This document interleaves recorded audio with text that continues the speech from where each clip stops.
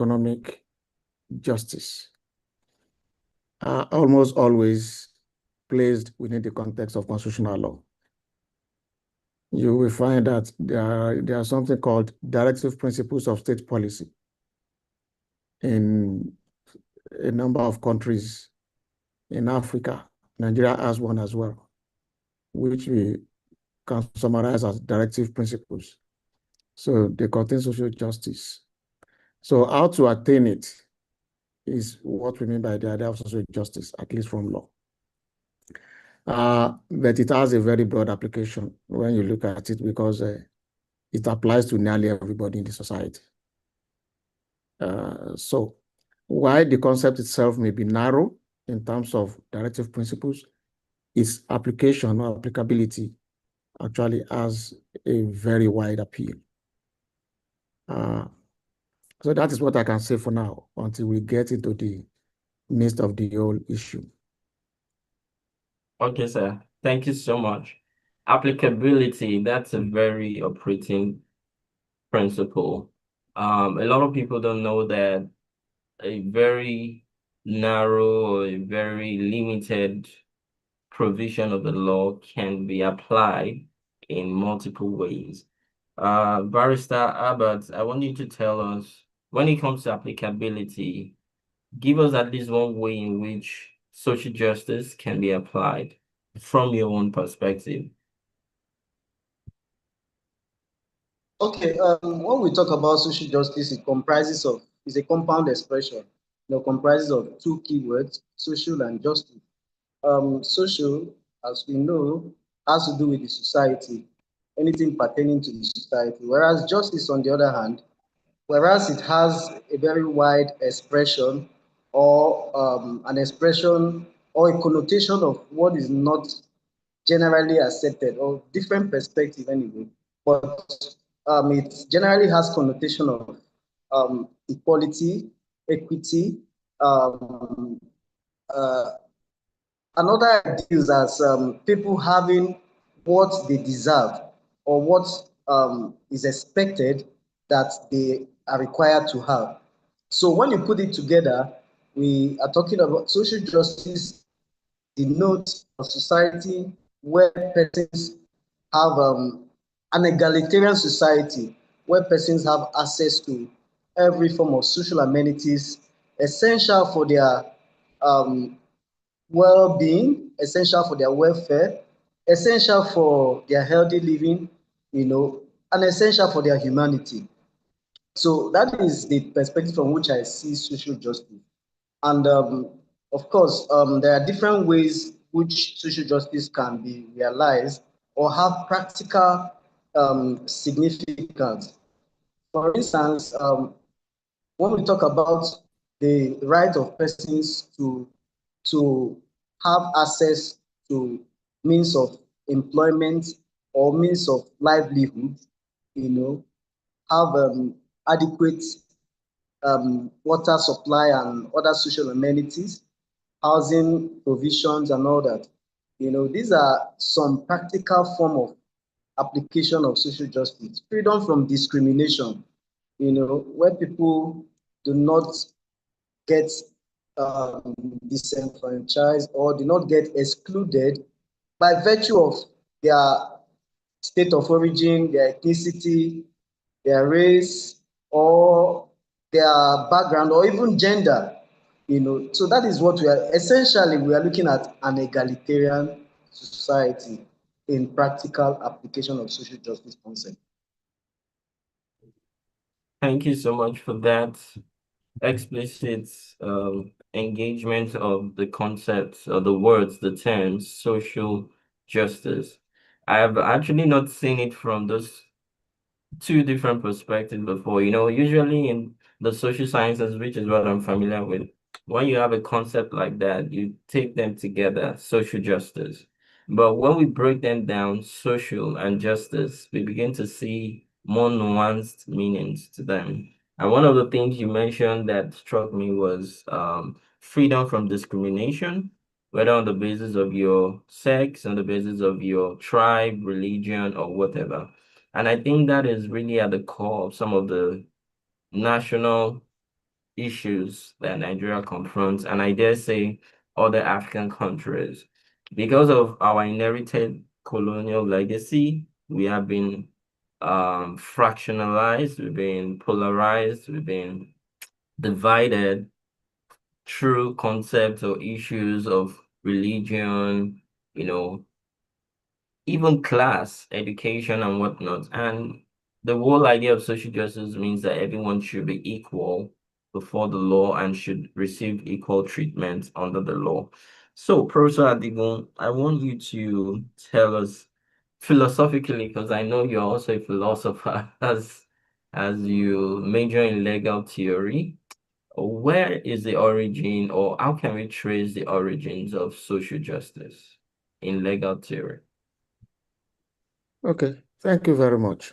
When it comes to theoretical foundation of social justice, we can look at it from two main perspectives. We can look at it from the origin of human society itself.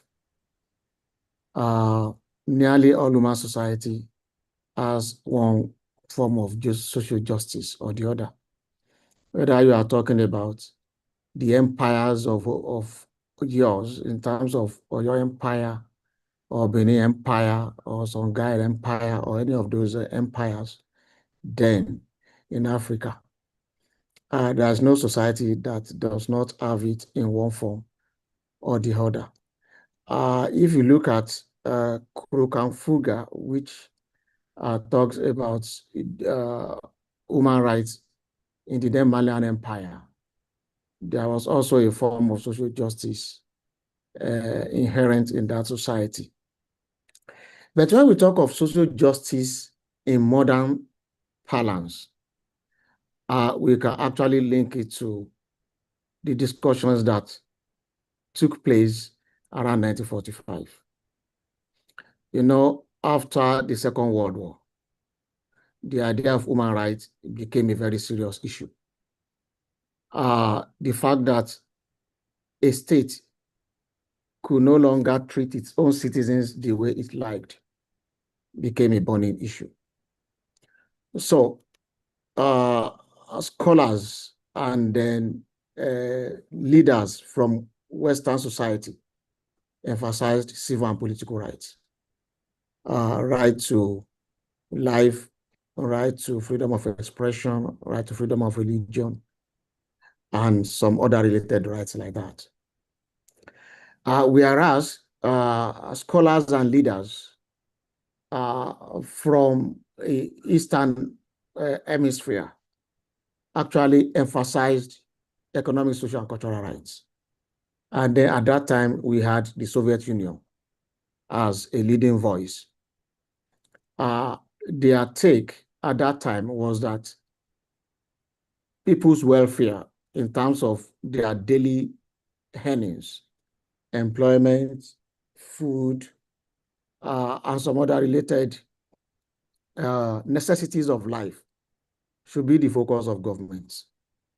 So they could not really reach a compromise. And so you now discover that civil and political rights were emphasized by the Western society, while economic, social, and cultural rights were emphasized by countries of the Eastern Bloc, the so-called communist bloc at that time. And so that led to the emergence of what we can call the modern conception of social justice. But as I've said, all human societies have social justice in one form or the other. So, but what is the current situation? The current situation is that you cannot actualize civil and political rights without economic, social, and cultural rights, and that the dichotomy between the two are just of mere theoretical basis. In practical application, it is practically impossible. The argument then was that civil and political rights could be more readily achieved and that they were regarded as negative rights. Negative rights in the sense that the government did not have to spend so much to achieve them. the government could hands off. Once the government decides not to interfere in the affairs of the people, those rights will be actualized. And so the contention then was that, well, for you to guarantee education rights, for example, you will need serious investment in terms of schools, starting from primary to secondary to tertiary. If it relates to health, you have to build hospitals, maternity centers, and the likes, which involve a lot of money.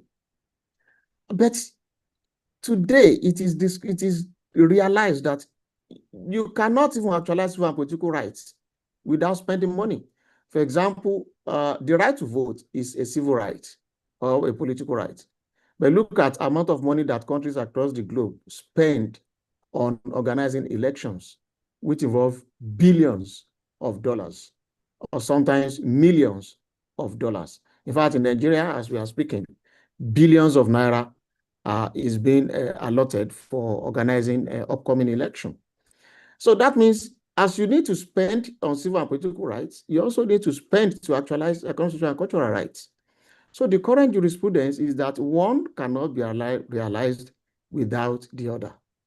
Now, coming back to Africa, when you look at African Charter of Human and People's Rights, it has, let me say, a unique position of containing civil and political rights and economic, social, and cultural rights. You will find the right to life, right not to be subjected to torture and degrading treatment, and such other related civil and political rights. But interestingly, you will also find the right to health, that people are entitled to states of well-being, which of course will involve the building of hospitals and other related facilities. So African Charter of Human People's Rights actually contains both civil and political rights and economic, social, and cultural rights. And then in Nigeria, it has been enacted into law. So we now have African Charter of Human People's Rights Ratification and Enforcement Act. And then some have argued that it's now customary international law, at least at regional level, so that it also operates in all African countries. So, so that's the history and then the current position. Thank you so much, Prof. You've taken us through history lane. As we were speaking, I was checking out the African Charter on Human and People's Rights, and I will encourage colleagues to go check that documents. I will be uploading it to the chat box soon. One of the purposes of our conversations on GRs is also to educate as well as inform society on contemporary as well as historical knowledge. I'm sure there's a lot of us here who have heard of that charter, but we don't know what it contains. And this is why we have conversations like this.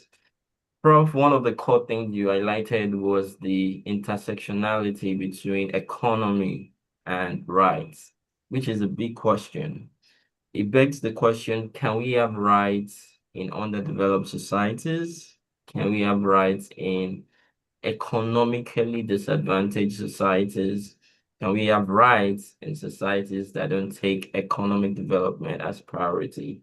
And these are questions that I'm sure are still begging to be answered. Now, I will turn to Barrister Albert. I want you to tell us from your own research standpoint how these rights have been domesticated, because we are all about implementing this right. We know they are available in the charter. We know that the Constitution, the 1999 Federal Constitution, as amended, have certain provisions on social rights, social and economic rights, to be precise. But how are these rights being domesticated in different contexts? If you could cite case laws you're familiar with, that would work for our purpose. Okay, thank you for the question. Yes, thank you for the question. I am, as rightly noted by learned Professor Adigun. Of course, we have the civil and political rights on one hand, and economic, social, and cultural rights. Now, these two category of rights are contained in international convention, the Convention on Civil and Political Rights, and then of course the Convention on Economic, Social, and Cultural Rights. Now, these rights has been domesticated or has been ratified by the Nigerian government, right? And of course, to some extent, we have seen its manifestation in domestically, looking at the constitution, right? If you look at the constitution, which is on the fundamental human rights, are essentially based on the civil and political rights. And then, of course, the chapter 2 of the Constitution essentially contain or recognize those economic, social, and cultural rights contained in the International Convention of Civil and Political Rights on one hand, and the International Convention on Economic, Social, and Cultural Rights. Now, but in its application, we can see that, okay, before I go to that, now there are other provisions of various laws that has one way or the other recognized and make provision for either of these category of rights in about one of the civil and political rights, which has to do with rights to vote and be voted for. Apart from it being contained in the Constitution, we also have the Electoral Act, which addresses issues like that.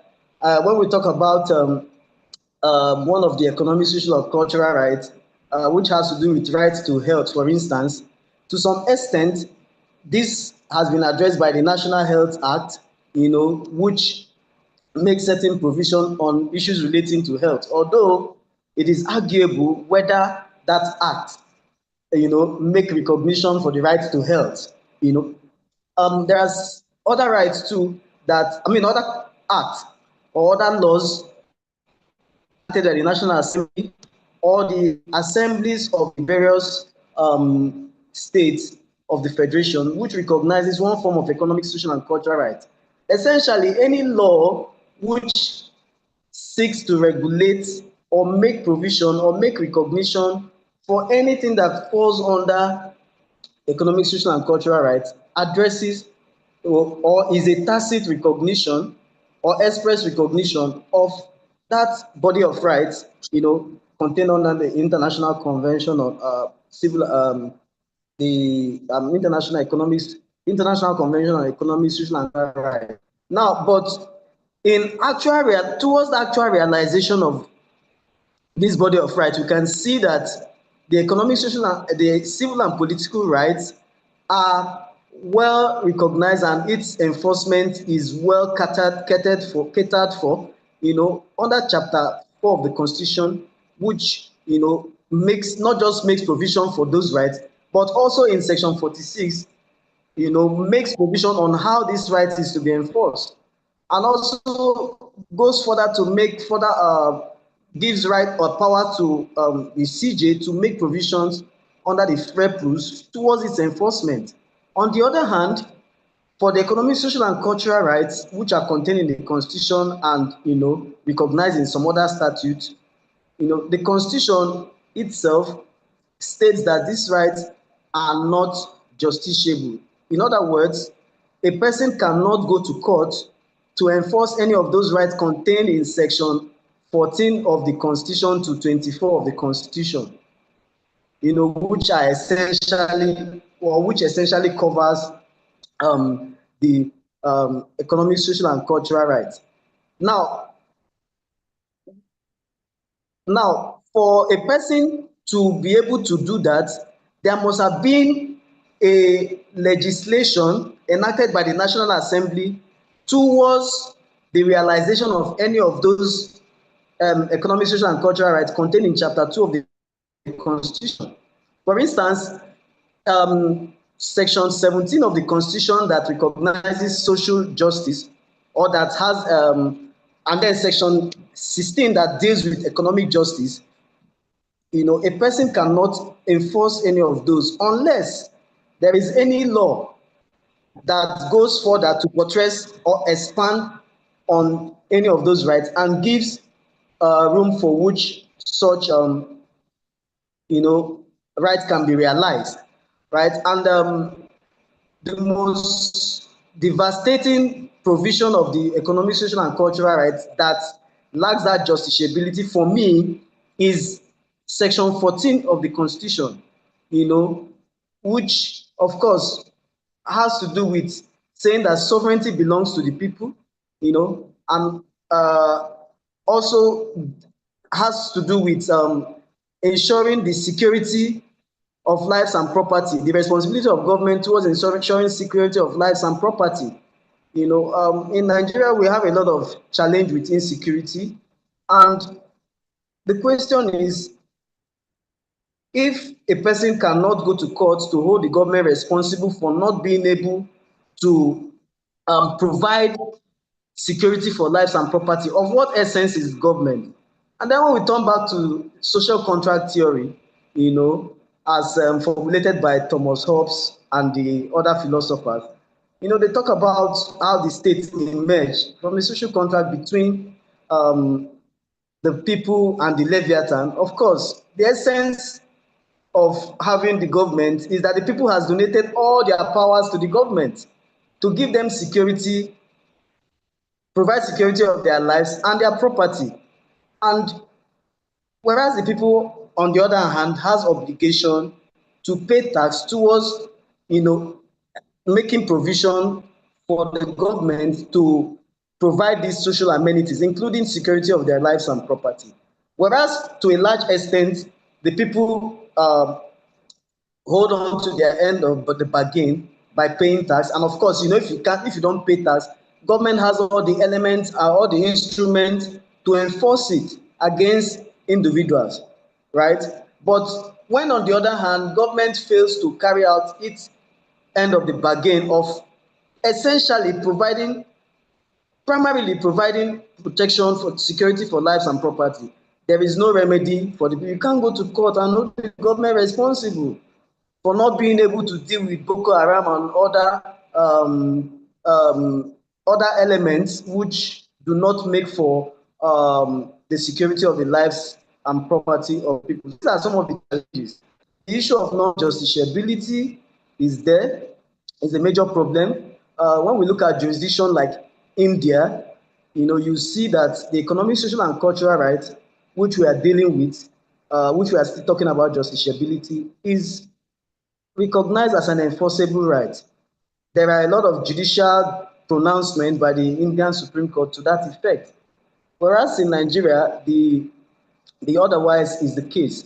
Although we can still argue that there are other means of circumventing, this right, but the largely recognized means of circumventing that is for the legislatures to act. There has to be legislative enactment, making provision for any of those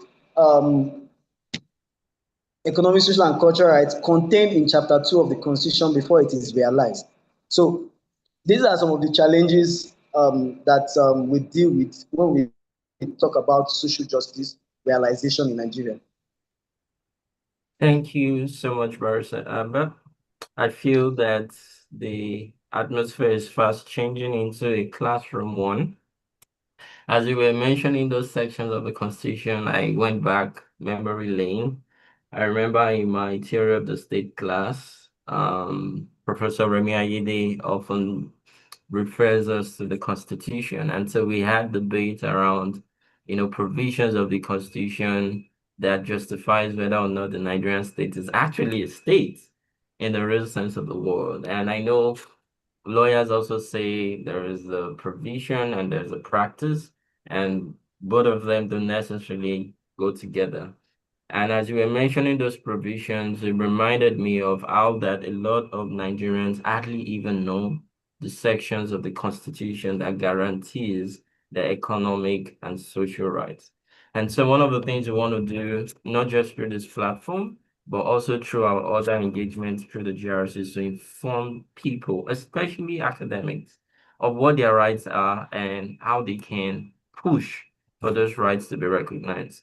But there's an important part of your contribution that I would like us to illuminate, which is the justiciability of the economic rights. I want to share my screen so I could show those of us here the section of the Nigerian Constitution that Barrister Albert mentioned earlier, section 16. And this is not just for us as academics, it's also for every member of the society. As a matter of fact, I feel the Constitution should be a major reading requirement for all students in Nigeria, all students, regardless of their level of education. Because when we have this kind of knowledge about the Constitution, it then engages us in our critical thinking or encourages us in our critical thinking when we approach states matters, when we approach affairs of politics, of governance, of policy, because the ground norm of our society is the Constitution. And without these constitutions, we cannot claim to be a state. Now, there is a project called the Constitute Project. I heard about this project sometime in 2023, where researchers compile the constitutions of various countries around the world and carry out what they call comparative legal research on provisions of the constitutions that align or detract from each other. And on that website, if you go to constitute.org, I believe, you'll find Nigeria as one of the countries in their database. And there's a section of the Nigerian Constitution, which Barrister Albert cited earlier. I don't know which other section is not justiciable, but I can imagine the environmental rights too are not justiciable, because I've had environmental lawyers argue that the reason why there is so much pollution and no one is saying anything about it is because Nigeria's environmental rights are not justiciable. I might be wrong about that. But I want us to pay attention to section 16 of the Nigerian Constitution.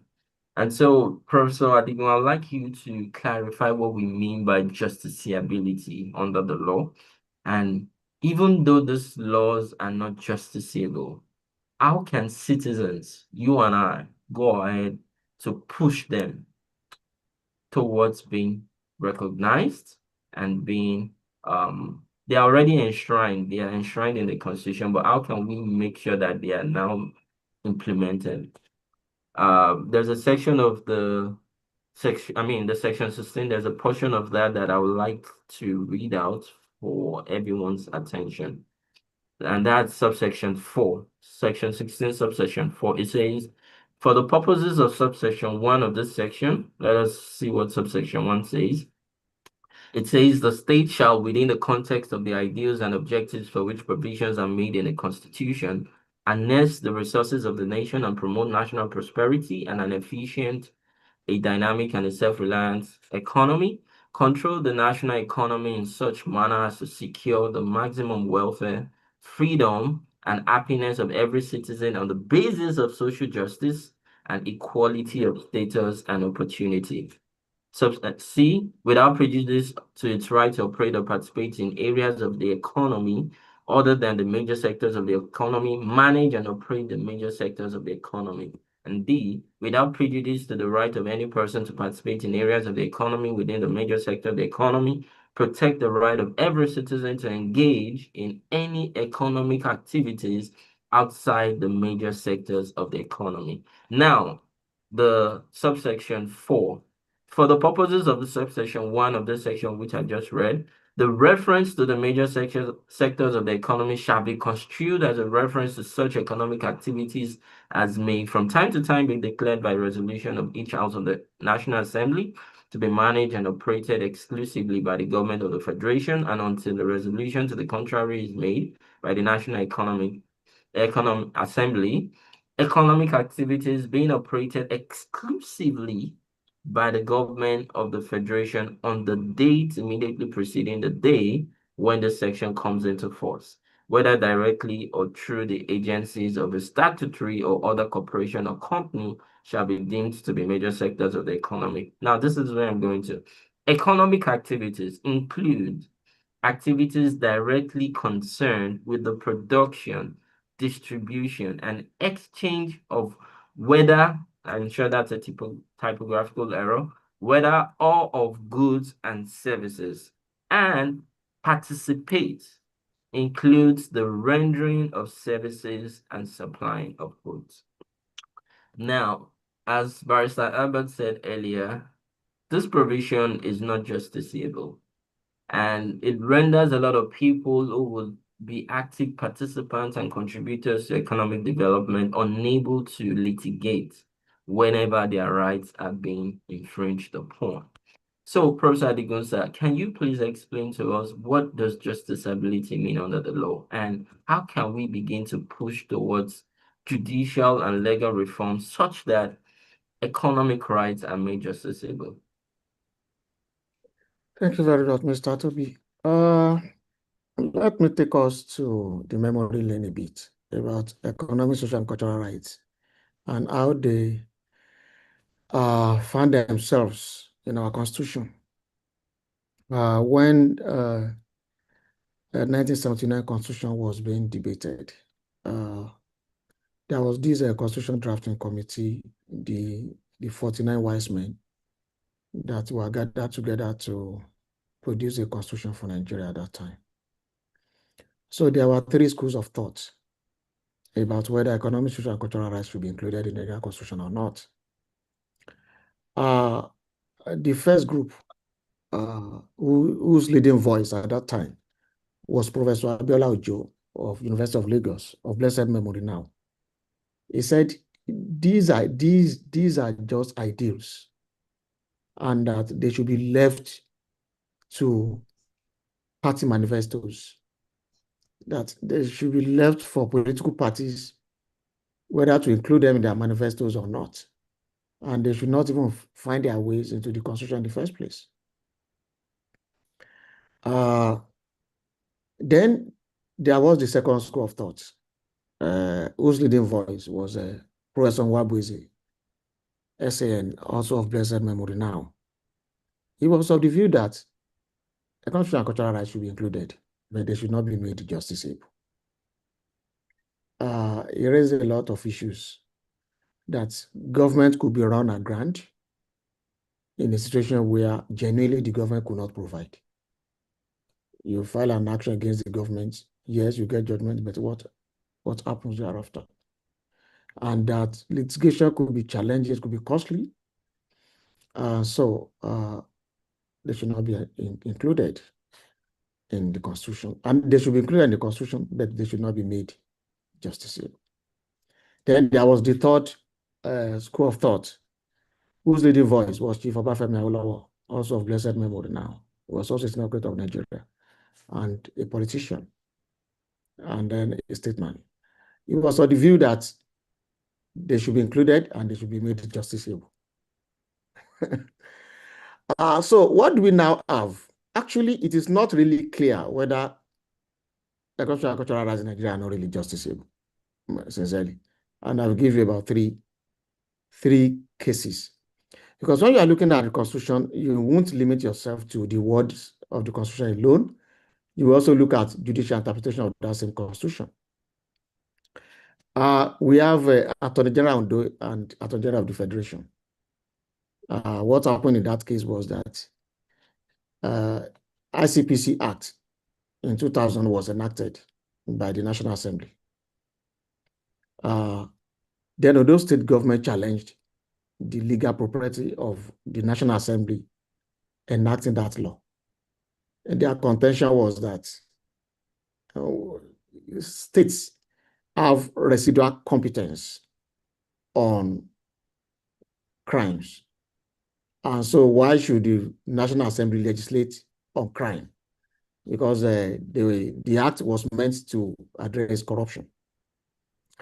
The Supreme Court, in fact, invited several legal luminaries, including Chief Afedala and others, to address the court as friends of the court on what the correct interpretation of the Constitution was.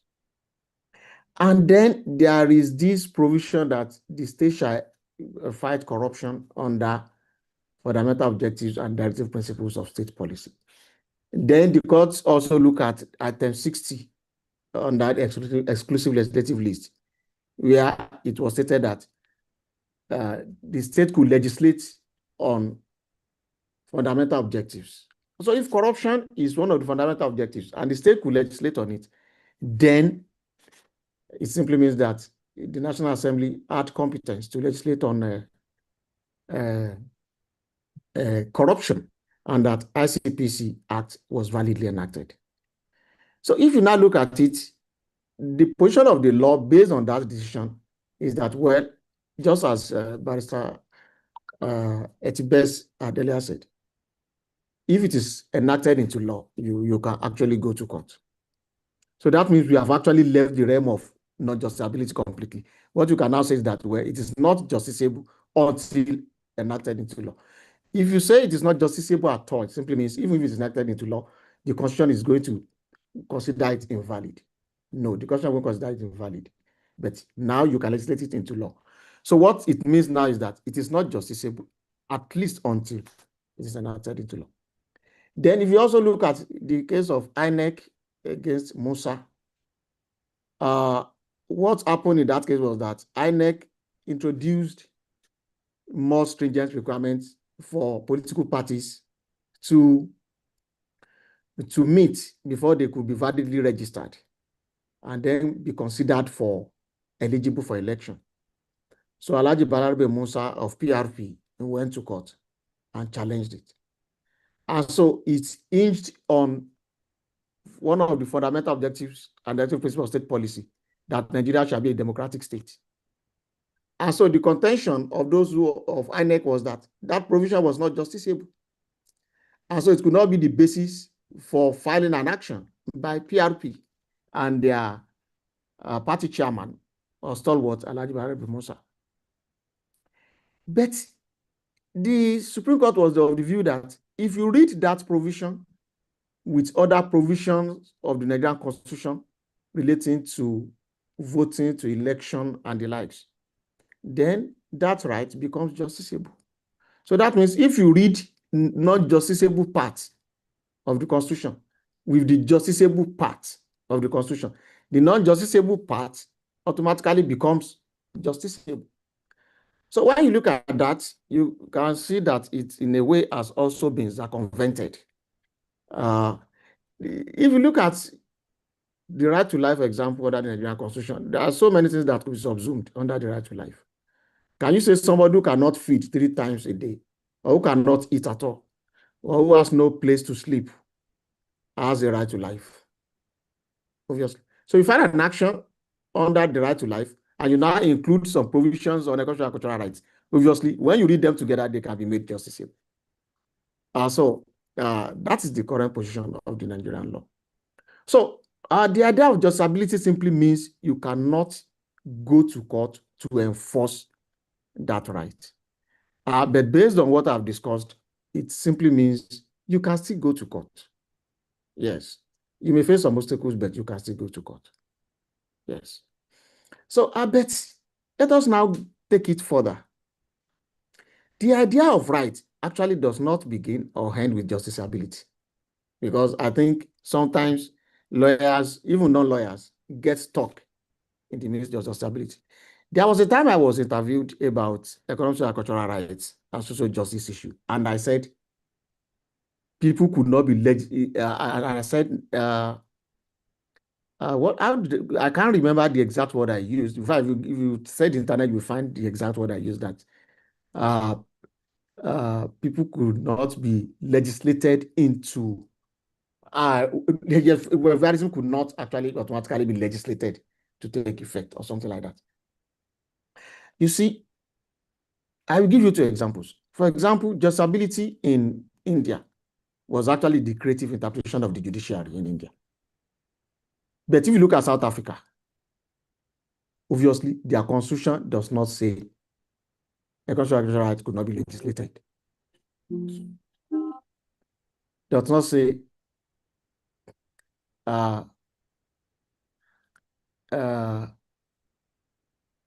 agricultural could not be legislated. No. So, but if you look at the two societies, or let's say three now, Nigeria, India, South Africa, nearly all the three of them are actually battling with issues of social justice. So, India is struggling seriously. Perhaps maybe more proactive than Nigeria. South Africa, obviously, I don't think South Africa is more proactive than Nigeria. I'm telling you, I don't think so. A lot of South Africans of Black origin, which are probably in 90%, are still suffering, even though there is no justiciability clause limits. So that means, then of course, Nigeria, we also have our issues with the cultural rights, the actualization of these rights. So that means if you look at it closely now, thank you, my brother, for reminding me. We cannot legislate people out of poverty. Yes. So that was the exact expression I used. I don't think law alone is sufficient. And then justiciability is actually hinged on law. Obviously. You go to court, fine. You find an action, fine. You awarded damages, fine. The government pays, maybe. Sometimes the government will not be able to pay. And if the government cannot pay, what will you do? Just sack that government or what? The judiciary doesn't have the power to sack any government. At best, you wait for when that government will approach you and ask for election next time. So justiciability as an aspect of the concept of right does not occupy the totality of that concept known as right. It is just one aspect of it, sincerely. So what are those other rights? Or in what other ways can the rights be given effect? Yes, during election is one. A government that doesn't meet your need, maybe you vote them out. That is one. Of course, you can be an activist, you protest, you are ventilating your grievances. That's also another one. You get the point. So it's a complicated issue. Whether justiciable or not, it requires a lot of things. Brilliance in government management, integrity in government management, even our own personal management. For example, I'm not earning so much. I have, let's say, even a wife and children. Yes. Now I can't feed my children. So can I go to court to say government has not provided enough for me to be able to feed them? So why the government needs to be brilliant in managing affairs? At least they shouldn't steal our money. We should be categorical about that. What of about ourselves too? How do we plan and manage our own personal affairs? Sometimes the money that you think is not sufficient enough for you, you discover that your colleague who is also earning the same amount is probably doing better. So how can you now put them in economic legal terms, legal economic terms, to say, okay, now let us go to court for this? Because one of the problems is that, can you really put them in strictly legal terms without eating some how will I put it? Some challenges. For example, one of the when the Constitutional Court of South Africa started interpreting the Constitution of South Africa, one of the challenges they faced was, okay, if we say you have not met this requirement, what can we do? I'm telling you, if you say your policy is not in line with guaranteeing people's economic contract, what can they do? What they decided to do was that they could not plan budget, because that is in the realm of the executive arm. They will now refer it back to the executive. Plan it again. Yes, the one that you have on ground cannot work. So give us another one that can work. you now see that it's a kind of hands-off jurisprudence of a kind. Otherwise, they will still eat their head with the doctrine of separation of powers. Because the judiciary, one, lacks the competence to plan budget anyway. And then if they decide to go ahead and plan that budget, yes, separation of powers doctrine is there, where the executive can say you can't usurp our power and things like that. So it's an extremely complex situation. So what I think we can do is that if you want to remove justiciability, fine, but I'm not so optimistic that it will change anything, because South Africa is a living example. It has not really changed anything. I'm telling you. India has done well through their jurisprudence, but poverty is still there too, just as we have in Nigeria.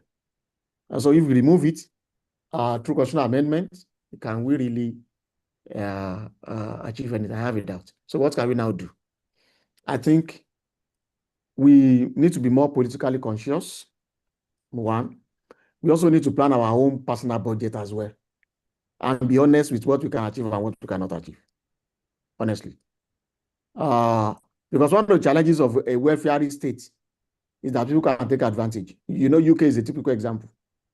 You keep on having more children, more mouths to feed, and you have nothing. Then they tax me. And for example, maybe it will interest you to know that I pay about 63,000 naira every month as tax in Nigeria. So multiply by over 700,000 naira. And then how many bus drivers, taxi drivers are paying that tax? Don't forget that for my car too, I obtain licenses. I pay tax that way too. So what bus drivers license, truck drivers will pay in terms of obtaining licenses, vehicle, what do they call it? Licensing vehicles if it is roadworthy. I pay too. So I'm talking of the basic that I pay 3,000 naira every year. Multiply that by 12. You know what that means? It's over 700,000 naira, almost 1 million naira. Yes. So that means if Nigeria wants to go welfareist, as somebody who doesn't care and starts having many children, they will take my tax to feed them. Which, of course, raises the question whether only poor people are entitled to social justice. Am I also not entitled to social justice? I'm telling you, because it's social justice meant for the poor alone. When you rob Peter to pay Paul, it's Paul that you are robbing, also not entitled to social justice. So it's an extremely complicated issue. The government has its parts. Citizens have their parts. In fact, among ourselves, for example, if I ask you to repair my car, maybe you are a mechanic. Ordinarily, without excessive profit, let's say it's 20,000, and you bill me 80,000, and then you make away with another 60,000 naira extra. Have you not defrauded me? Am I not also not entitled to social justice? You get the point. So these are issues. Then, apart from that, what about our nature as humans? Are we not supposed to be compassionate generally? For example, I believe certain economic theories we lead more to imbalance. For example, capitalism. In spite of, at least there's no really big capitalism anywhere in the world today anyway. But can capitalism really achieve social justice? Then, of course, I'm not a communist. I don't think we should aim high towards total equality, at least maybe approximate equality, in the sense that, well, at least for basic necessities of life, feeding, security, and the likes, all of us should be entitled to it. All of us should have access to those things. Education, health, food. I think all of us should have access to those things. But beyond that now, maybe. So I won't go so far to say we should all go common. I don't think it will help anyone. But maybe we should dispense with theories and say what can our people as basic necessities. Beyond which, you probably have to work hard for that. Maybe So that is just it. Thank you very much. Thank you very much, Prof. You've done a fine job demystifying what justiciability means. And I appreciate the comparative evidence you brought from South Africa and India because in international relations, these are countries that are almost at par with Nigeria on many levels. And so we can easily draw comparative examples from their own practice. I'm also very excited that you were able to talk from your perspective as a working class person in Nigeria, even though we know that even amongst working class, they are elites. The salary you receive as a professor would obviously be different from the salary that an assistant lecturer receives. But you make a very fundamental point that everyone should be realistic about their economic goals. You know, there's a proverb or more like a saying that I remember from my growing up in Abeokuta. It is Shibo Shimo Lelewa Shapo. And it means that you literally don't buy more than what you can afford to eat. And so if you are a student, if you're an early career researcher, if you're a academic in Africa, not just in Nigeria, you understand the realities, the economic realities of the country you live and work in, then you should moderate, or should I use the word adjust your expectations. But that also raises a fundamental question. At what point will we begin to demand for increase in the standard of living, in an upgrade, as it were, in the standard of living of people? Because people have been managing, they've been surviving for years, and it seemed that the government, the political class do not care about their daily realities, and they've been taking a lot of um back end treatments. They've been at the shorter end of the stick for years, and now it is time that many people are saying, no, we cannot take this anymore. And that necessitated a lot of movements in Nigeria. I would refer to the NSAS movement because the GRC organized the 50-year memorial of the NSAS last year, where we talked about the impact of that movement on not just Nigeria's political landscape, but also on our social landscape. I remember one of the lawyers who spoke at that event to Barrister Idem Osai talked about the fact that it is time for us to begin to draw from global best practices in how we demand for governance and accountability and good governance in Nigeria. So I would like us to reflect on these questions as we go on a short break. We usually like taking some time off the screen so we can practice good screen etiquette or good digital etiquette. So we'll take some 5 minutes. Please take a walk, take water if you don't already have, go use the restroom, whatever you need to do. We'll converge by 6:10 p.m. or by 5:10 p.m. I beg your pardon. Thank you.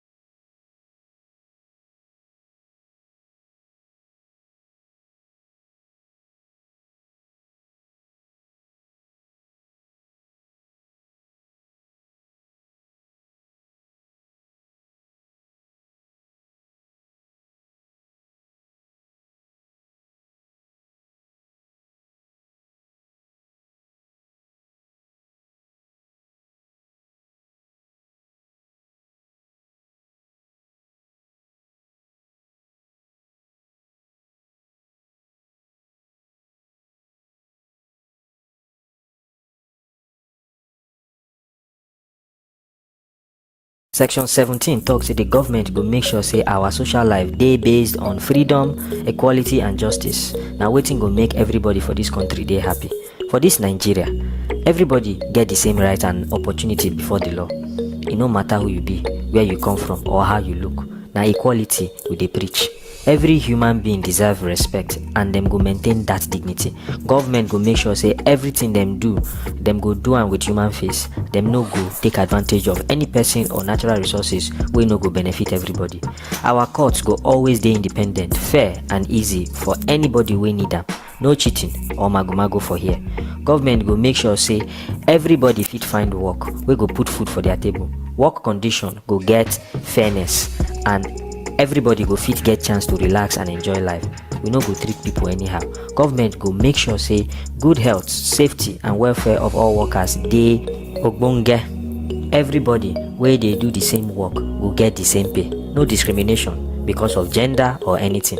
Pikin, young people and old people go dey protected from any form of exploitation or neglect. And for people wey need help, government go make sure say dem get the support wey dem deserve. Government go promote and support family life to make sure say e dey strong and full of love. My people, make we sabi say every Nigerian citizen deserve respect, care and chance to live a better life. Na our right, na our constitution. We go see again. My people, section 17 talks say the government go make sure say our social. Every year on February 20th, we take a moment to think about a really big question. How do we build a world that's genuinely fair for everyone? Well, that's exactly what the World Day of Social Justice is all about. It's a day for us to focus on some of our biggest global challenges. You know, everything from poverty to deep-seated inequality. So to kick things off, I want to show you a number that really gets to the heart of why this day is so important. 402 million. That's the estimated number of people in the global jobs gap for 2024. Think about that. That's how many people out there want a job but just can't find one. And this isn't just some statistic on a page. It represents millions of real people who are being denied a fundamental piece of their dignity and security. Okay, so we hear the term social justice thrown around all the time, right? But what does it actually mean? What does it look like in the real world? Turns out, it's pretty much the essential ingredient for creating societies that aren't just wealthy, but are also stable and fair for everybody living in them. The International Labor Organization gives us a really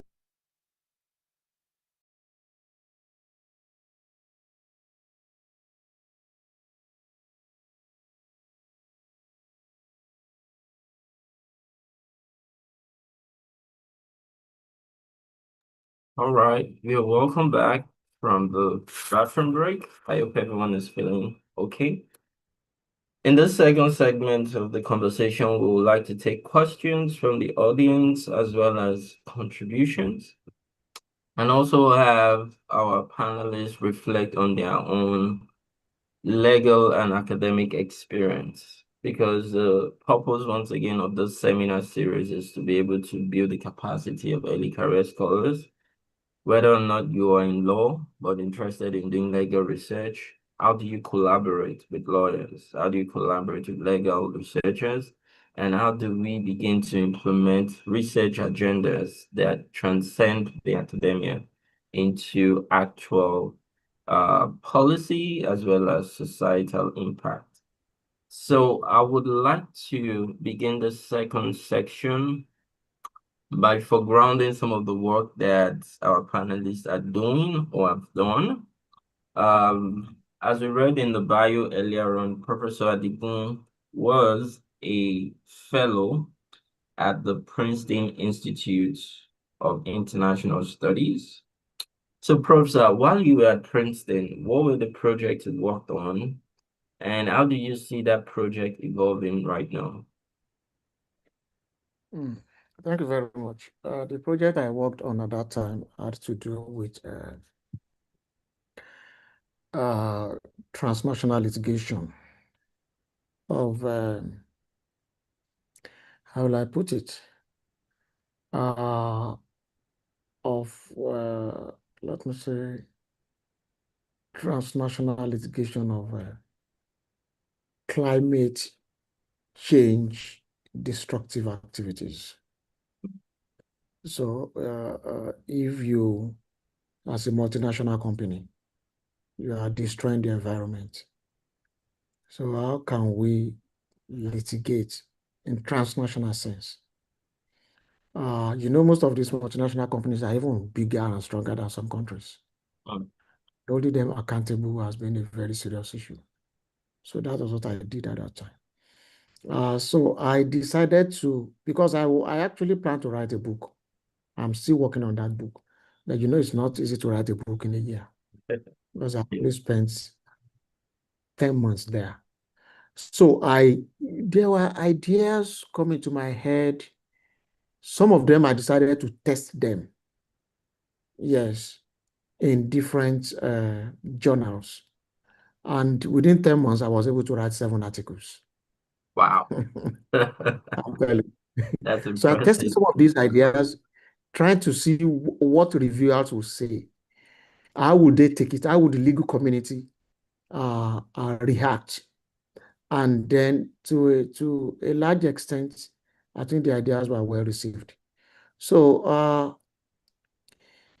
I'm still working on the book, though for now, because I still have other things I'm working on. But hopefully maybe next 2 or 3 years, I should be able to get the book published eventually. Yes, but the structure, everything is already well laid. All I just need to do now is to be able to find time and be able to produce at least a book of about 100,000 words. Yes. So that is the situation with the project now. I'm also working on, in fact, along the line, also, because when you are talking about transnational litigation, you also think of what role ECOWAS can play, what role African Court of Human Rights, because my thesis was that, and still remains, that we should be able to deploy human rights technique, methodology, to be able to hold multinational companies accountable. Yes, so that was what I worked on at that time. Great, Prof. I'm just seeing one of the articles you published, well, maybe not recently, but during your fellowship on, the implications of a human rights approach to climate change litigation in South Africa. Yes. And it reminds me of someone I know who is also working from not necessarily a legal perspective, but she's combining law and energy perspectives to understand how gender is being perceived in South Africa. And you'll be surprised to know that there's a lot of interdisciplinary work going on. So, sir, how do you imagine, not just from your perspective as a researcher, but also as a lawyer, how do you imagine collaborations between the academia and other sectors or other disciplines within the society? Let me start within academia, within the academia. I have also done collaborative research. But before then, let me just tell you what informed this company's human rights thing that I have here. I was thinking of using human rights approach to hold companies accountable. But what if companies too claim human rights? And I also discovered that, in fact, in South African jurisprudence, companies could indeed claim human rights. When you have too much of a good thing, sometimes too much of salt in the soup, probably we end up spoiling it. They also look at the fact that even in Nigeria, companies could claim some rights. For example, media companies could claim human rights to freedom of expression. So when I look at, okay, what if they also claim human rights? And I discovered that obviously it could also pose its own challenge. So that was what led to, because I didn't, it couldn't have been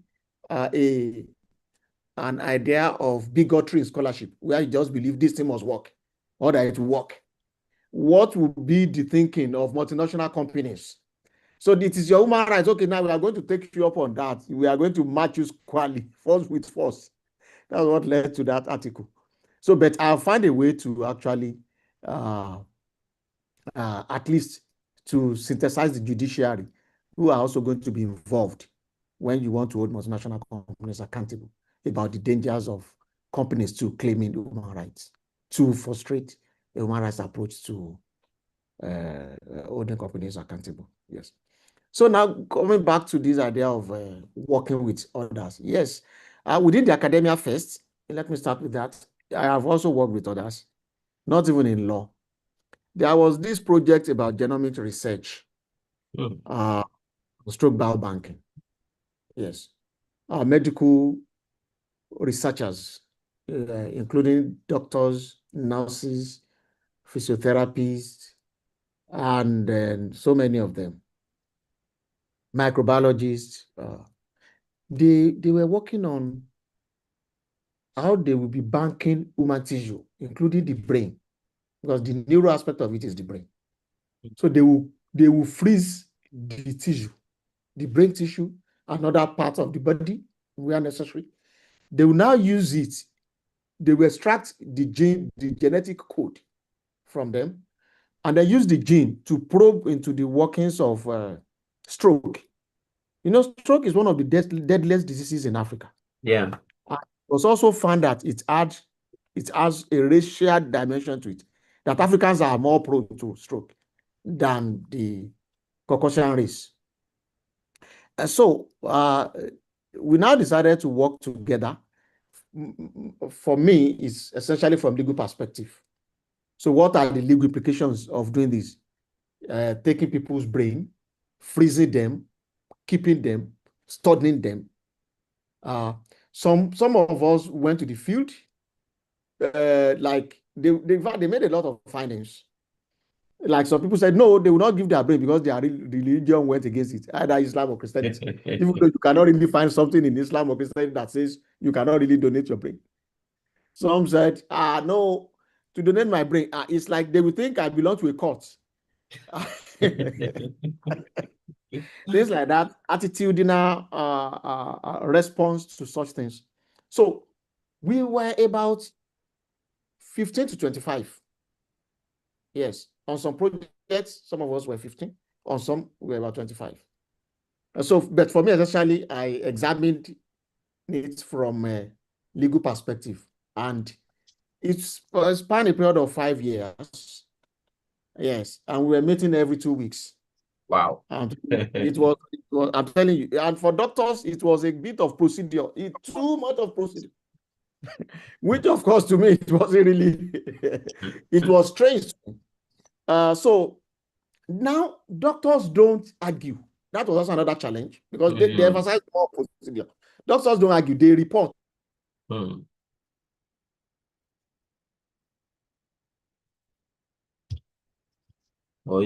us, no, you don't report. If the only thing you could do report is that you have failed. I'm telling you, your article has failed. When we say it is too descriptive. So, yes, of course, you must argue for a position in law.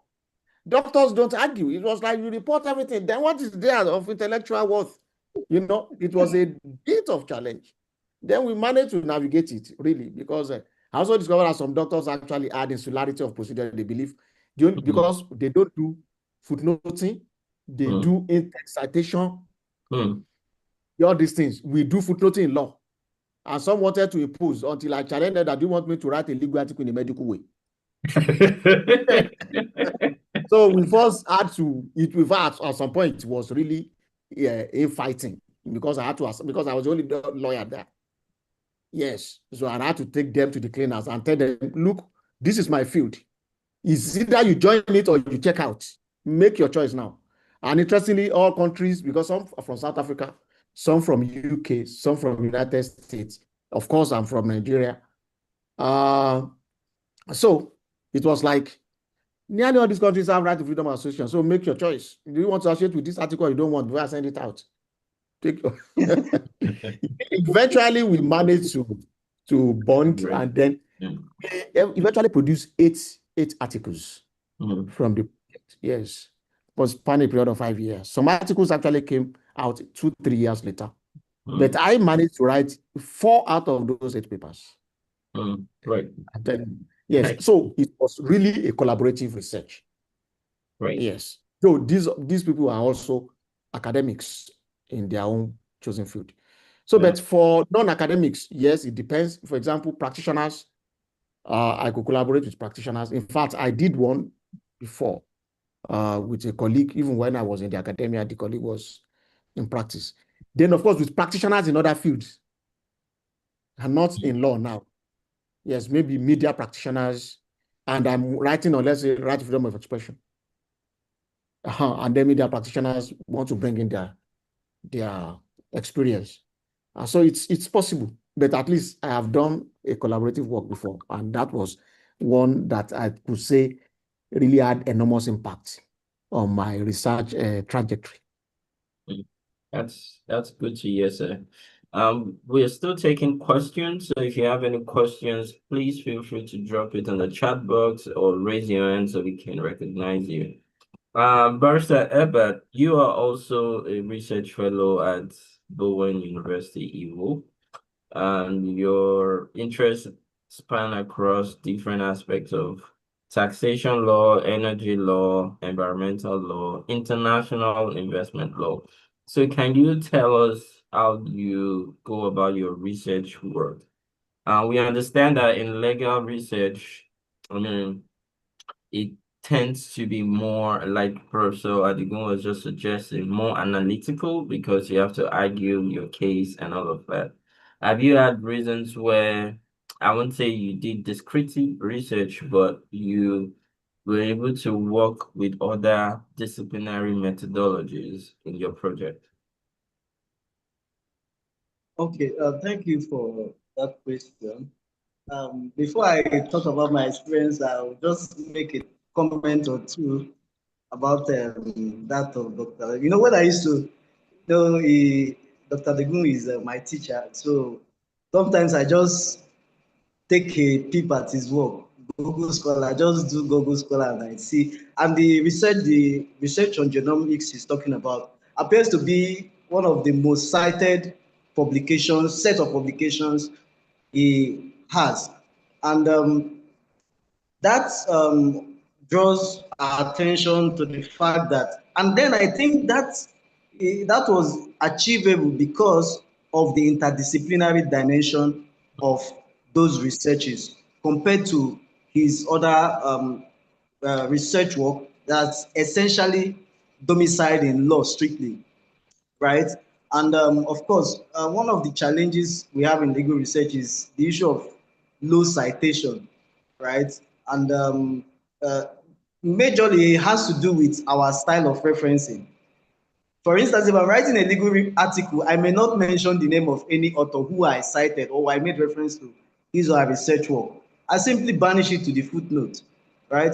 But you know, the way the algorithm of Google and other citation database is arranged is such that you have to mention the author before it will be counted as cited.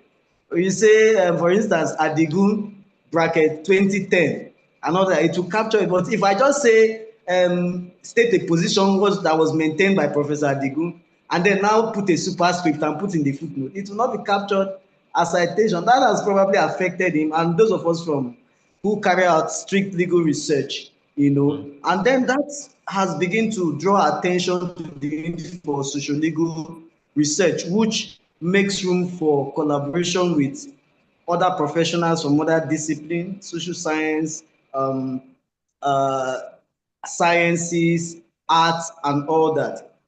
So for me, I would say I am a late comer. Would I even say that I've even come, you know, in terms of collaborative research outside the scope of or outside the scope of legal research, or should I say outside collaboration with legal professionals.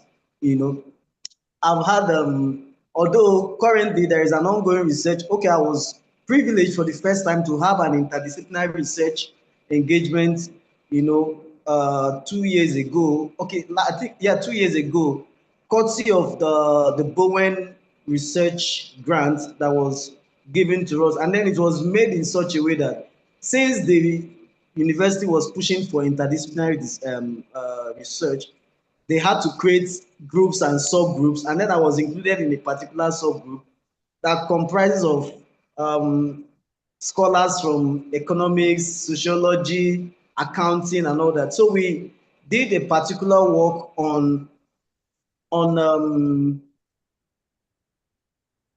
we did a particular work on gig economy, right? Gig economy that has to do with the Uber, the Bolt, and all that. The social legal implications. And then, of course, for the first time, I was involved in a field work because our research was focused on Southwest. I and a particular member of that research group, we were asked to go to Abeokuta. We went to Abeokuta for the first time. I was engaged in issuance of questionnaires, obtaining data, and then, of course, collecting them. A particular member of the team has the responsibility of analyzing those data, and of course, I contributed in aspect of literature review, and then, of course, giving the argument on the legal or contribution on the legal perspective, right? That's the much I had been involved. And then that particular research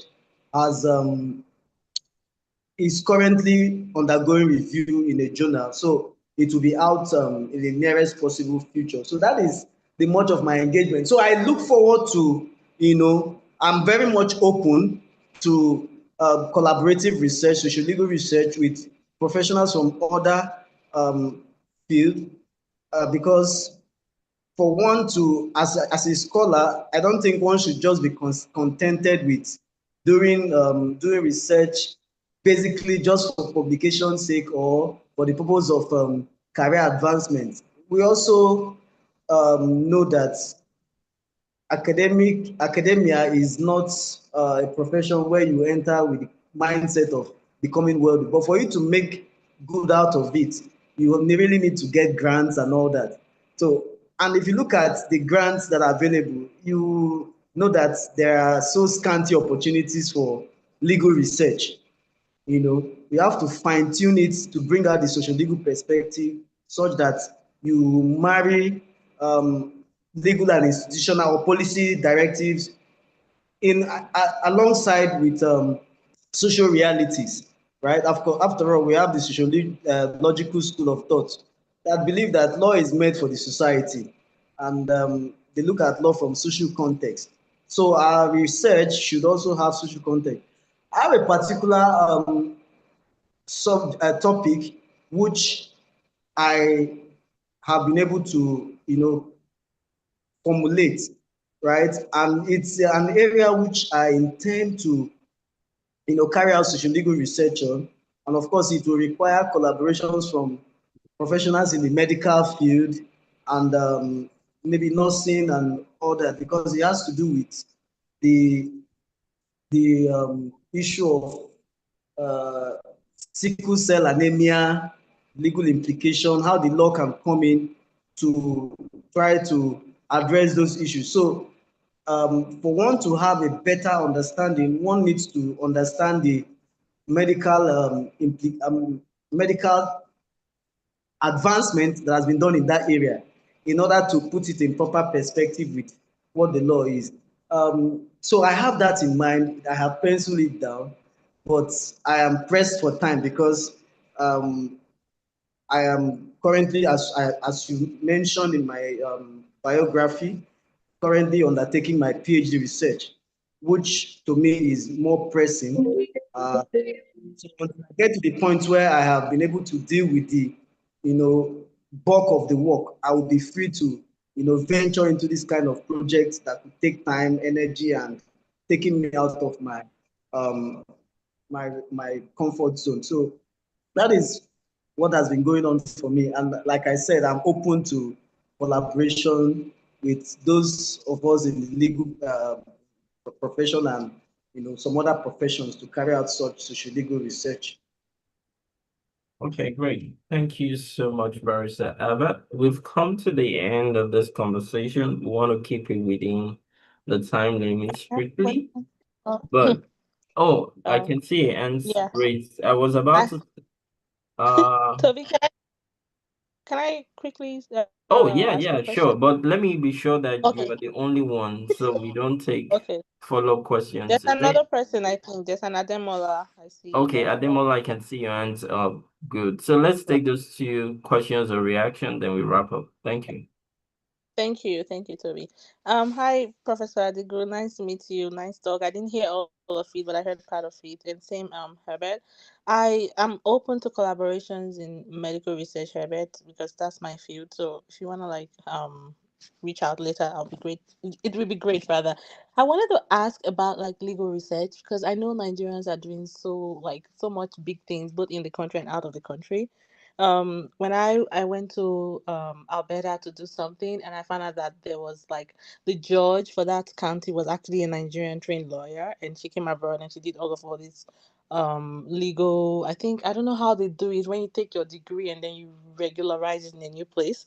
And so I'm just kind of wondering, like, what does that look like in terms of mentorship from that kind of like space from people like you and Professor Adigun who are already so accomplished in law, and for young people coming up who are young lawyers. I think there's one of them in the house. She's affiliated with my foundation and she just finished law school and she's kind of like dazed, like, what do I do? Where do I go? What does mentorship look like in this space? I don't know if you guys will speak to it a little bit before we go. Thank you. Okay. Should I react to that, or maybe we take the second question and then I react to both? Let's take Ademola's question too. Ademola, Okay. can you unmute and ask the question, please?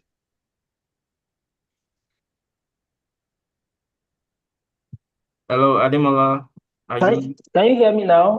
okay? Yes, you're audible now. Go on. Yes, good evening. Good evening, the moderator. I can't remember the name, but moderator anyway. Yes, let me also commend the two keynote speakers. Yes, let me commend Professor Adigu or Dr. Adigu, as the case may be. I derive pleasure listening to him, especially on legal issues. Yes, he's my teacher. So that's the reality. So then, it's best Sabbath is also a good friend and brother. So I listen to all what has been said. Then I would not have some comments, but let me skip that. But I want to ask, do I call it a question now? The first thing is, I think there are three generational rights or three generations of rights. Yes, the first generation right, I think, which is liberty right. They call it liberty. Yes, civil and political rights. Then the second generation, which they call equality rights. Then I think the third one, fraternity. Yes, that is the collective right. So, but interestingly, the three generations of rights are contained in the African Charter. That's the beauty of it. I think African Charter is the only. I stand to be corrected. Is the only is the only convention, so to say, that contains the three generation rights. I mean, the same document. So, but what I'm looking at is this: looking at the second generation right now, which is what we are discussing today, economic, social, and cultural rights, which we call equality rights. That is the chapter 2 of the Constitution. Yes, and I think it's also contained in maybe Article 17, 18, and some other articles of the African Charter. So if you look at those rights called equality rights, then I hope you can still hear me. Yes, please. Yes. So within the context of, if you now place those liberty rights within the context of, that equality rights, we place it within the context of liberty rights. Can we say there is equality before the law? I hope my question is clear. We said that chapter 2 is non-justiciable, although there are direct or indirect ways to make it justiciable, some of which is what Professor Adigun has mentioned. Yes. But generally speaking, now that they are not justiciable because there are no equality rights, can we really say there is equality in the eyes of the law, even if we now place it within the ambience of liberty rights? Because can we say equality before the law? Is it realistic? Is it not just mere rhetoric? Because I heard something not too long that there is a country that they said there is equality before the law, and the president actually engaged in corruption, and he was sentenced. The US, I can't remember the country now. He was sentenced to prison. I can't remember the number of years now. Now they want to send him to prison. They now said no, there is no equality before the law. If you send this man to the prison to meet with other prisoners, he's our former president. The state state, what is it called now? State secrets are with him. So it is dangerous to send him to meet other criminals. So they have to now build a separate prison for him. So even within that context, are we still talking of equality? So do we really have equality before? Even political cases are faster than the normal cases. So are we really talking of equality before the law? Yes, that is my first question. Then the second one, there is this new development of fourth generation rights, fourth one now, which is digital rights, AI, bioethics, and all of that. So I would like to hear the perspective of Dr. Adigun on that. Can we really not subsume that fourth generation right now under civil and political rights? Yes, I just want to hear his perspective on the fourth generation right now, which is emerging. That is digital rights, AI, and bioethics. So those are my two questions. Thank you. Okay. Thank you, Ms. Harriet and Mr. Ademola. Yes, with respect to mentorship, yes, there is mentorship and there are ways to go about it. At least my first mentees generally are my undergrad students. Yes. At least generally I will teach them. Some of them will request for mentorship specifically. Some may not request for mentorship, but one way or the other, they may see if they have some problems, even some personal problems, some of them still share it with me. Then at master's level, of course, my students that I teach directly. At the level, yes, my students that I supervise or candidates that I supervise. But besides that, sometimes some people will just call me, introduce themselves, and then tell me about their issues. One interesting event that I had was when somebody got in touch with me on Yahoo Messenger. I'm telling you. And the person sent a message to me. I'm telling you, if I didn't know the person from Adams, nobody sent the person to me. The person just introduced himself and said he needed my advice on some legal issues, on some other matters as well. And then we started chatting. So in the case of this person now, Ms. Harriet, you can link us. If I can be of help, I can. Then sometimes Yes, sir. I may not be of help directly. I may also link that person to another person. For example, if I know people in Canada who have established themselves as legal practitioners, but who had their first degree in Nigeria, those people may be better off than myself. And if I know any one of them, I will just say, okay, fine. I will link you up with this person, and this person may. But if the person is interested in the academia, yes, of course, because that is my domain, first and foremost now. So mentorship exists, and I can be of help to the best of my capacity.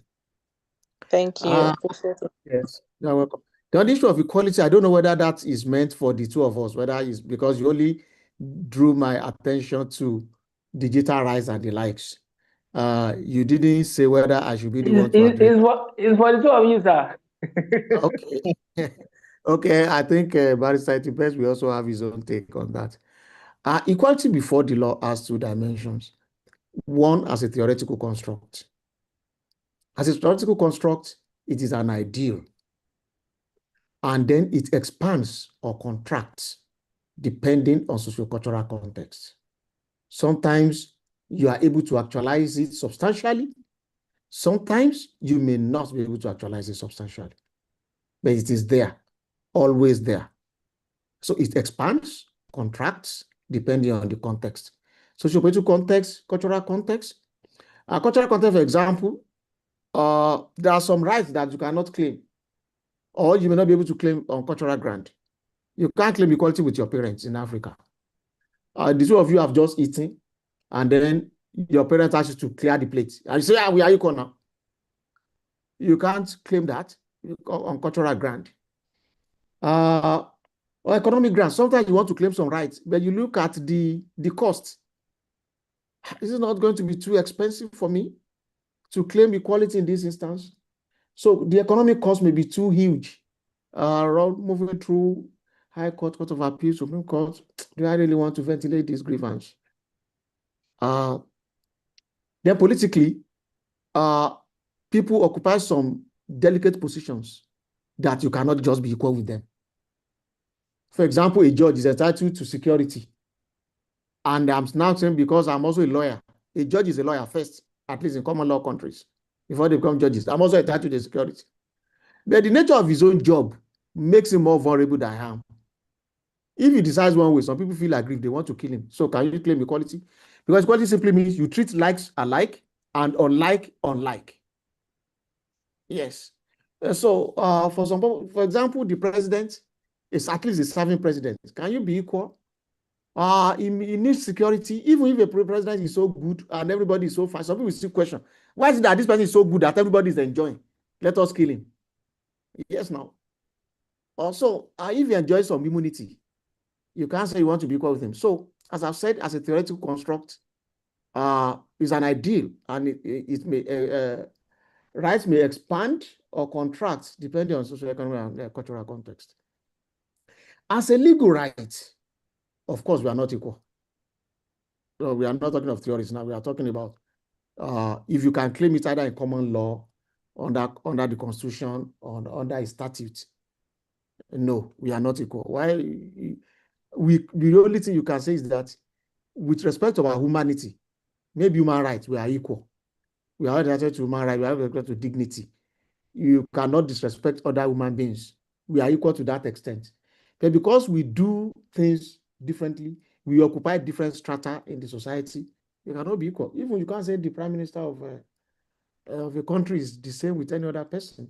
Or, for example, military officers facing Boko Haram, facing insurgency, and then you want to claim we are equal, so we should be equal, we should be getting equal salary, compared with a security man who is in the university. It's okay, the two of them are concerned with security, so they should be equal. So, no, we can't be equal. But for some purposes like human rights, yes, we can be equal. All of us should be treated with human dignity. Whether you are a servant in a home of a wealthy man, you are a gatekeeper, you are a bus driver, you are this, we should be treated, we should all be treated as humans. So that is my take with equality. So to summarize that, as a theoretical construct, is an ideal which we may never meet, but we should try to meet, and that right contracts or expands or contracts depending on the political, cultural, social context. As a legal right, of course, we are not equal. We should just not pretend about that. So I think I've answered Ms. Harriet and Mr. Ademola. Thank you very much. Right. Yeah. Thank you, Prof. Yes. First, Albert, can we have your take in about a minute? Yes. Thank you so much for that question. It's a tricky one, but I will try to answer it as possible. Well, theoretically speaking, there is equality before the law. There is equal rights before the law. However, in practical realization, there are various reasons why some legal provisions or some legal theories or some provision of the law cannot be realized. Then first we'll talk about the human factor, right? Some of the challenges we are having in our society is not for lack of law. Some people say there is no law in Nigeria. I tell them that the day you get into trouble and the government really wants to enforce the law, you know that there is law, right? So it depends on the human factor or the human actors. Most times these provisions are there for people to act accordingly. You know, the human elements involved in towards realizing this law comes to always stand as obstacle. For instance, if I go to court, let me say I want to charge a client for a particular case. Apart from my professional fees, some of the things I factor into are those little monies I would give some of those court officers for them to do their job, right? And then sometimes they look at it. So when I factor that in, I know that what my clients want is to get results. If I go and start insisting that, look, I don't want to appreciate it, I'll put it appreciation. The court officers, for instance, to serve a particular process, they will not get service done as at when due. and that would affect the success of my case. So you see that that human factor of human corruption or human greed has affected my ability to assess my equal right. You see that if let me say I'm representing a person who is indigent, right, that becomes a challenge, because I will not use my own money to carry out those extra judicial payments to officers of the court to do their work, like service of court process or producing file or certification. So you see how human factors always affect the ability of persons to accept or assess equal rights with other persons. That's why if you look at some court rules, they have certain provisions for what sometimes they call it, in some rules they call it for purpose, or some provisions to facilitate access to justice for persons that are indigent, right? It's because of the realization of some of these challenges. And then another thing we talk about is issue of exigencies, right? It is essential that certain kind of cases are given priority, not because they are not because they have higher rights than any other person who has any other cause of action, but because of the greatest good of the greatest number. Let me borrow the utilitarian approach or utilitarian perspective to law. They say that the essence of law is to ensure that there is the greatest good of the greatest number of persons. And then, for instance, issue like that has to do with derogation from fundamental right.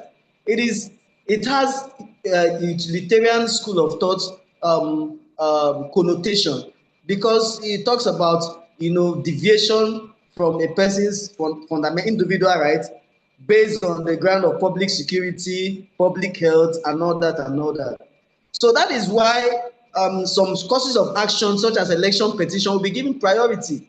If, for instance, they do not give such priority of, let's say, 180 days for the conclusion of election petition, for instance, you will find out that the issue of government will be protracted, or we will have a situation where we could have vacuum in government, and that would affect the general society. Imagine where we have a government that is operational and we are still having challenges in terms of security and other social issues.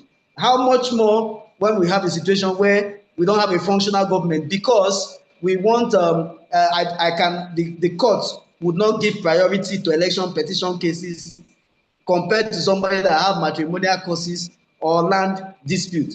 So sometimes some of these priorities are given for purpose of exigencies, maybe towards the purpose of achieving the greatest good of the greatest number of persons. So these are some of the issues that affect the realization of equality before the law or equal access to justice. So I hope I've been able to address your question. Yeah, the Sorry, summary is Mr. Moderator. The second yes. question, I don't know. Maybe I'm sorry, we can't take a No, follow-up I already question. asked. I Yeah. asked it already. I'm not getting We any. would send you the contact of the speakers, and you can always Okay. write to the Graduate Research Clinic for any reason, especially if you want a follow-up response. So we want to be conscious of our speakers' time as well as those of the audience. So we will take a follow-up. The conversation continues on the platform, and we've just posted the link to join the Graduate Research Clinic on our WhatsApp page. I also want to take this opportunity to inform the audience that the GRC now has a functional website where you can check for our event, register in advance, see the conversation we are having, and please don't hesitate to go to our social media handles to follow us. We currently have this conversation being uploaded to YouTube. And so even after now, you can go back to YouTube to relive rather this experience. So with that said, I want to thank our speakers, Dr. Muyiwa Adigun of the University of Ibadan, Nigeria, and also Barrister Etsy Best Abad of Bowen University, Iwo. Thank you so much for enlightening us today, and we hope to take this conversation forward.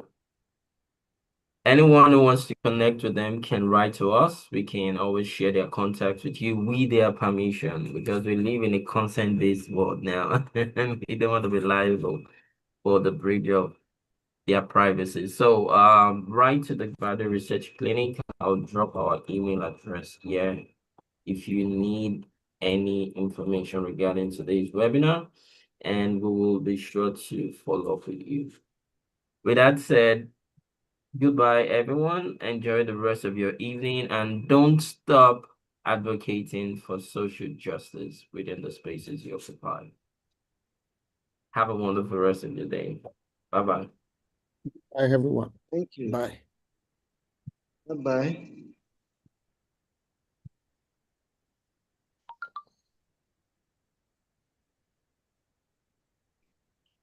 Prof, we really appreciate you, sir. Thank you for your time.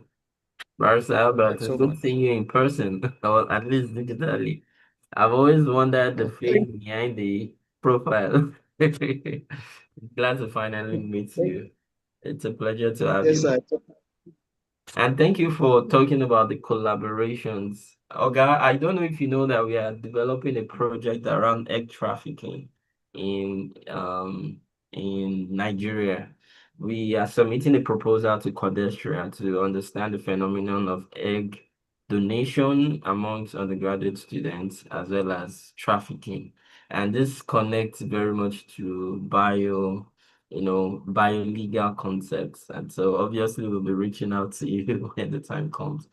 And Barrister Albert, yes, funding is the real deal. Funding is the real deal. Everybody is trying to, customize their research projects to suit one funder's and objective or the other.